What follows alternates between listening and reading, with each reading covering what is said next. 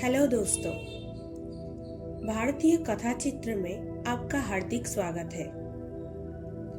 पिछली बार हमने प्राचीन जनपद काशी की स्थापना की कहानी सुनी। आज इस अद्भुत यात्रा को जारी रखते हुए हम आपको ले चलेंगे प्राचीन भारत के एक और महाजनपद मगध के गौरवशाली इतिहास में। इस कहानी की शुरुआत होती है बिहार के राजगीर नगर से, जिसे कभी गिरिब्रज के नाम से जाना जाता था। गिरिब्रज हरे भरे पहाड़ों और शांत घाटियों के बीच बसा हुआ अपने समय का एक ऐसा नगर था जो सुरक्षा और समृद्धि का प्रतीक था। गिरिब्रज का अर्थ है पहाड़ों का निवास और कालांतर में ये नाम राजगृह में बदल गया, जिसका अर्थ है राजा का घर। यही नगर मगध साम्राज्य की नींव का पत्थर बना और दो महान शासकों बिंबिसार और अजातशत्रु की अनोखी गाथा का गवाह बना। लगभग 2500 वर्ष पहले बिंबिसार ने हर्यक वंश के सिंहासन पर बैठकर मगध साम्राज्य की नींव रखी। गिरिब्रज से शासन करने वाले बिंबिसार न केवल एक महान योद्धा थे, बल्कि एक दूरदर्शी और चतुर शासक भी थे। उन्होंने विवाह और सैन्य अभियानों के माध्यम से अपने साम्राज्य की सीमाओं का विस्तार किया। बिंबिसार की सबसे महत्वपूर्ण राजनीतिक चाल थी लिच्छवी संघ की राजकुमारी चेल्लना से विवाह। ये विवाह मगध और वज्र संघ के बीच शांति का प्रतीक था। बिंबिसार और चेल्लना का एक पुत्र हुआ, अजातशत्रु।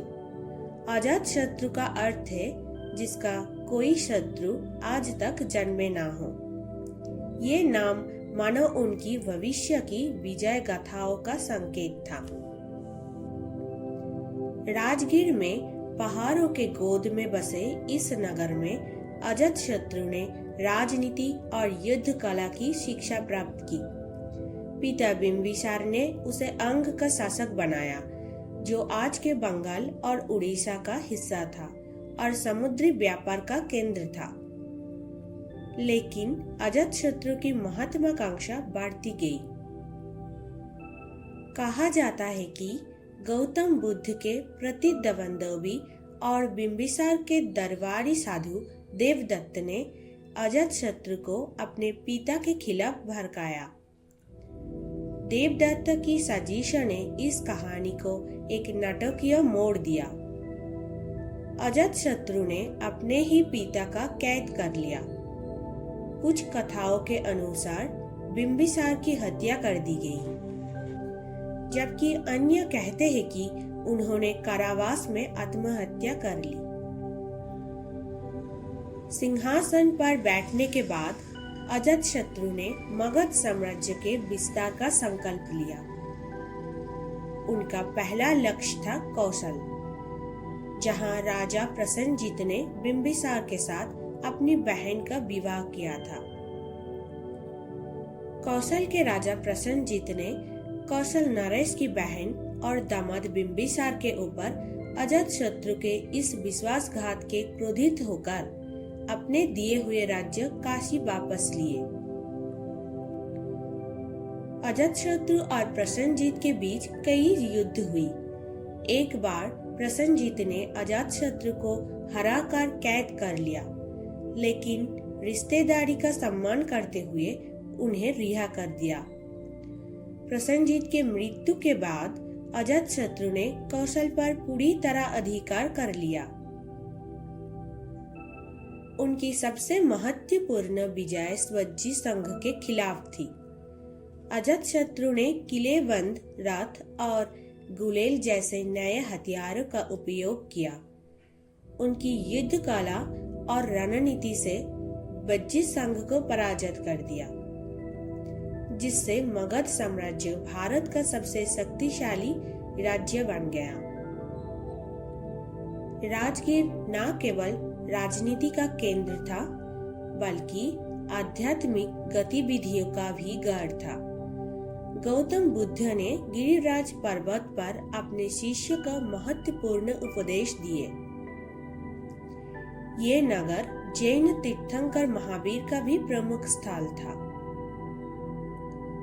राजगीर की सुरक्षा के लिए पहाड़ियों पर विशाल पत्थर की दीवारों का निर्माण किया गया, जिसे आज साइक्लोपियन वॉल कहा जाता है।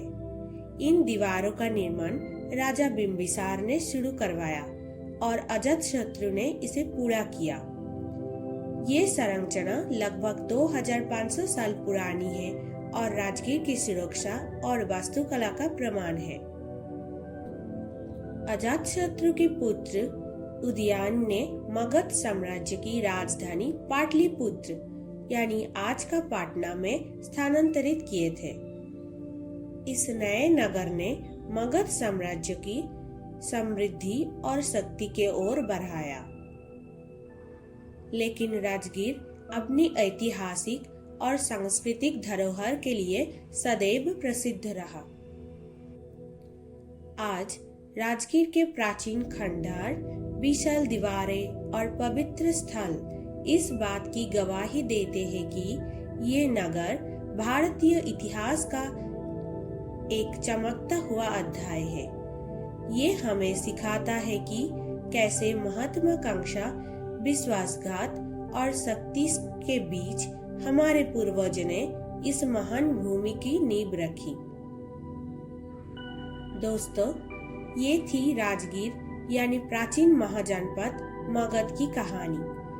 भारतीय इतिहास के इस सुनहरे अध्याय को सुनने के लिए आपका धन्यवाद। हमारे साथ जुड़े रहिए, क्योंकि अगले एपिसोड में हम एक और प्राचीन जनपद की कहानी लेकर आएंगे। भारतीय कथा चित्र को सब्सक्राइब करें और जानिए हमारे गौरवशाली अतीत की अनसुनी कहानियाँ।